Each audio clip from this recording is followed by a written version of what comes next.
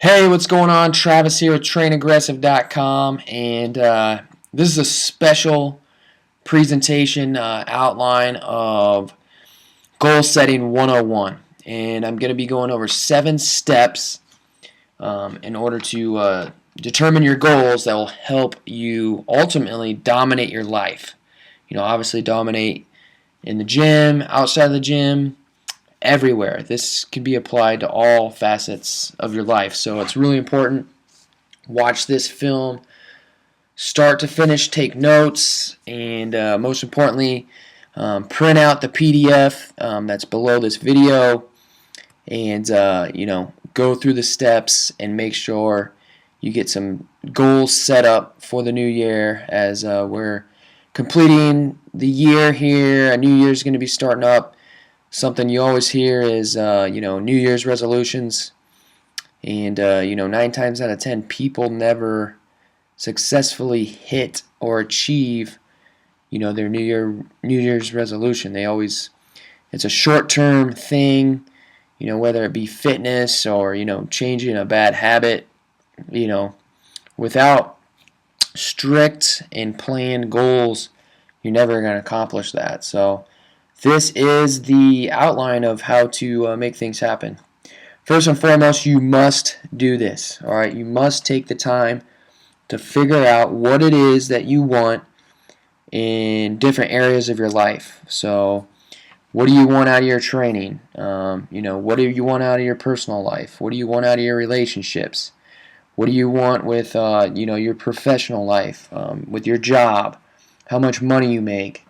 How much freedom you have, different things like that. You got to start really thinking about it because if you don't have goals, you will not have targets to hit. And if you don't have targets to hit, you don't have anything you can actually see and gun for. All right, so that's why it's important that you have goals.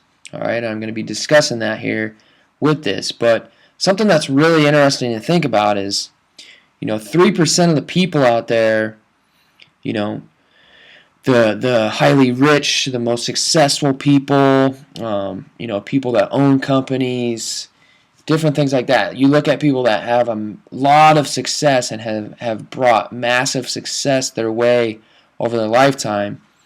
Really, they make up like 3% of the population. I've read this in numerous places, and it's interesting because when you really step back and you look at that, it's true.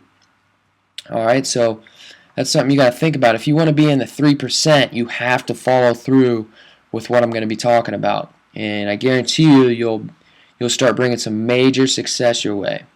All right. Without definitive goals, you have nothing more than just hopes and wishes. All right, and I'll talk about it more within these steps and the reason behind that, but really, you've got to do this. I can't stress it enough. All right, and before we get started, I just got to make one thing clear, and that's just not to be afraid. And no, just don't be afraid. But it's not being afraid, but don't let fear take control of your life. All right, especially when you're coming up with goals, don't let fear be a factor because fear is always going to be there. But it's the people that learn how to stand up and face fear that are successful versus the people that let fear control their life that aren't as successful. All right, so just keep that in mind. Use fear as fuel to push you ahead in life. Don't let it hold you back because there's a lot of times I'm scared shitless, but I know I have to go through that and get past the fear in order to bring success my way. Because if I was to sit there and let fear control me and freeze me in my tracks, then there's just no way you can bring success your way. So just keep that in mind. All right, so let's go ahead and get into the steps of your goal setting. All right, so step number 1 here is decide on what your goal is. All right, and you'll do this for multiple goals. You'll do these same 7 steps for multiple goals. You'll do this for one goal at a time. So first, decide on what your goal is. And with that, you want to be as specific and descriptive as possible. All right, so every single detail, all the specifics of what your goal is, make sure you think about that. You don't want a goal that's just really broad. For example, I talk to a lot of people and I ask them what their goal is when it comes to fitness, and they'll just say, well, I want to get in the best shape possible. Okay, well, what that means to me could be totally different to what it means to you. So that's why you have to be as specific and descriptive as possible. So, for instance, being in the best shape possible might mean that you gain 15 pounds of muscle and you get down to a body fat percentage of 7%, and you can run a mile in this amount of time or whatnot. It's very descriptive and there's specifics to it. All right, and something that you want to attach to that is choose a goal that has purpose and passion to you. All right, so when you think about achieving these goals that you're going to be coming up with, you get that feeling like deep down in your gut, like excitement, and there's an emotional connection with that goal. And that's really important, because when it comes down to crunch time and it comes down to whether or not you're doing the things that you need to be doing to achieve that goal, you're going to think about getting to the end point and thinking about that emotion. And emotion causes action, and that's what we need, is action. All right, so really think about those things on step number 1. That is critical. All right. From there, it's very important that we write your goals down, okay? Write your goals down on paper, okay? Any goal that you come up with that you just think of in your head and you never write down is nothing more than a hope and a wish, okay? They're just in your head floating around. They haven't been written down. They're not on solid paper. Okay, you need to solidify those goals by writing them down, and that's very, very important.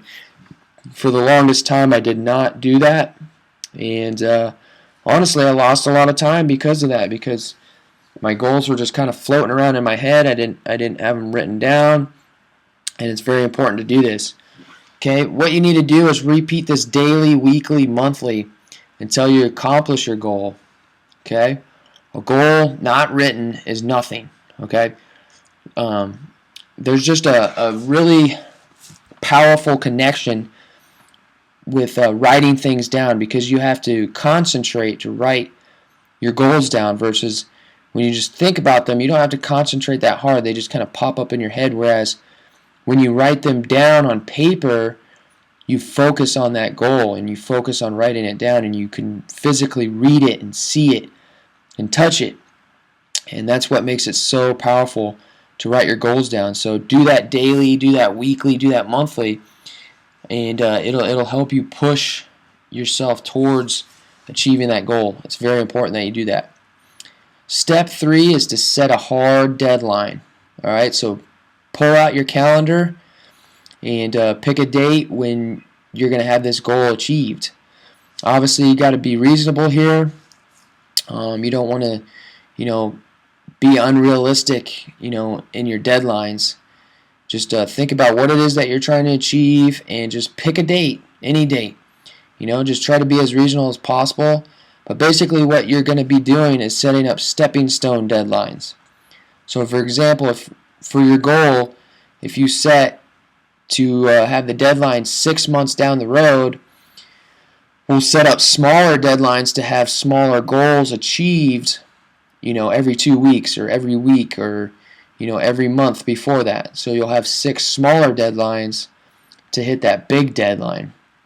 That's really important when it comes down to building up momentum, but you must set a hard deadline. A big mistake a lot of people make is they never have a deadline for their goals. So they have a goal, but they really have no accountability on their end to get that goal achieved. So if they don't make any progress on it, over a week or whatnot, it's no big deal, because there's no deadline to hit that goal anyway. So that's why you need to have a deadline to push you to take action consistently. Okay, it's crunch time.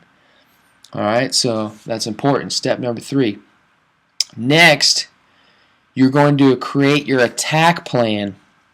All right, for your attack plan, once you have your goal set and then you have your deadline set, now you need to start thinking about, what will you need in order to achieve your goal? Who's going to help you?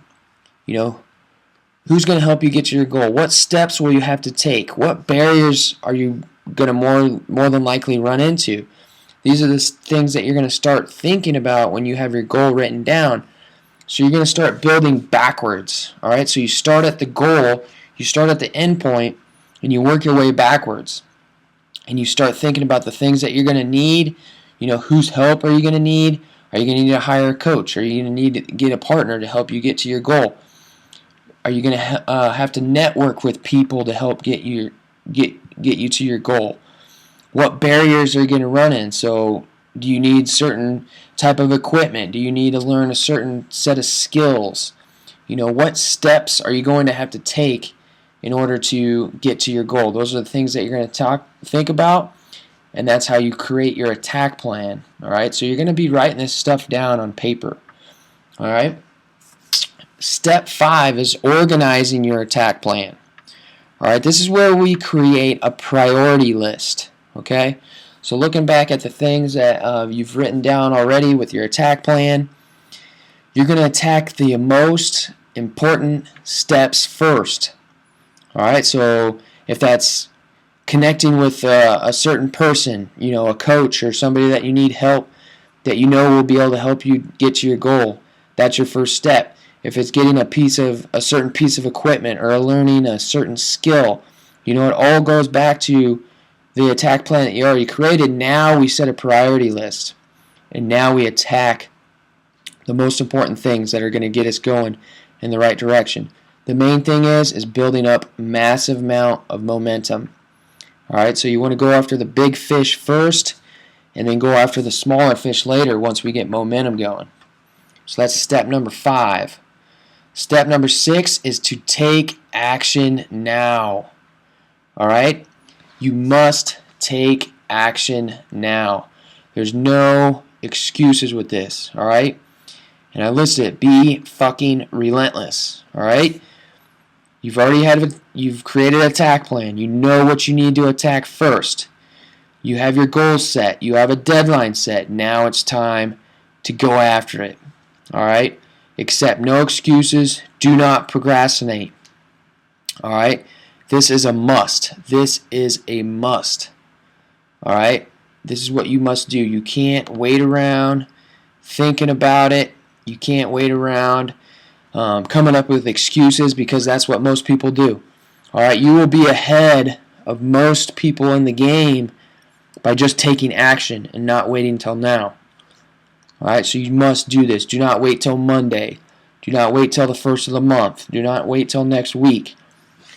The best time to do it is now. All right, that's step 6. That's the easiest step, is just taking action. You've already done all the planning. Now you just need to put your foot on the gas pedal and just go. All right, step number 7 is to simply just rinse and repeat. And with that, it's just continuing to take action. So once you get the ball rolling, it's very important to keep the momentum going. All right? In order to do this, you must do something positive towards your main goal every single day. All right? There are no days off. Once you start, there are no days off from moving closer to your goal. Because here's the thing, you're either moving closer or you're moving further away from your goal. There's no staying in the same spot. All right? You're either growing and changing or you're decaying. All right? So you got to think about that. Do something positive every day. Rinse and repeat. That's step number 7. Keep the momentum going no matter what. And the bottom line is to stay positive. Keep moving forward. Under no circumstances do you ever quit. All right, and this goes back to the first part where I talked about failure. We're going to run into some barriers. We're going to run into some times when we fail. We don't accomplish what we set out to achieve, but we never quit. Okay, we have never truly failed until we have made that decision up in our mind. Alright, even if you don't hit your goal by your deadline, that doesn't mean anything. That just means that, hey, you set out to do what you wanted to do, but you didn't hit by the deadline. Set another deadline up to hit that goal. You've never failed until you accepted that in your mind. And it's very important to stick to that. Alright? So basically, when you get through all 6 of these steps, you go back to the top, start back at 1, go right back through it. Okay? Follow this to a T. Alright? Now, with this, I want to hear your feedback. I want to hear what you're going to be doing, what you're setting out to accomplish in this new year. So make sure you post up in the forum and keep yourself more accountable. All right, I'm really looking forward to some of the goals that you're looking forward to achieving in this new year. Bottom line is, you get what you put in. All right, so if you're staying accountable on the forum and you're posting up your workouts and you're asking questions when you're not sure about things, you're going to get a whole lot more back than if you're just sitting around, not taking action. Okay, that's the main thing, is taking action.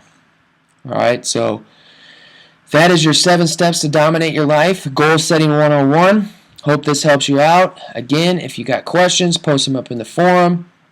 And I'm looking forward to this new year and taking things to a new level. So keep living aggressive, getting strong. Travis, we are out.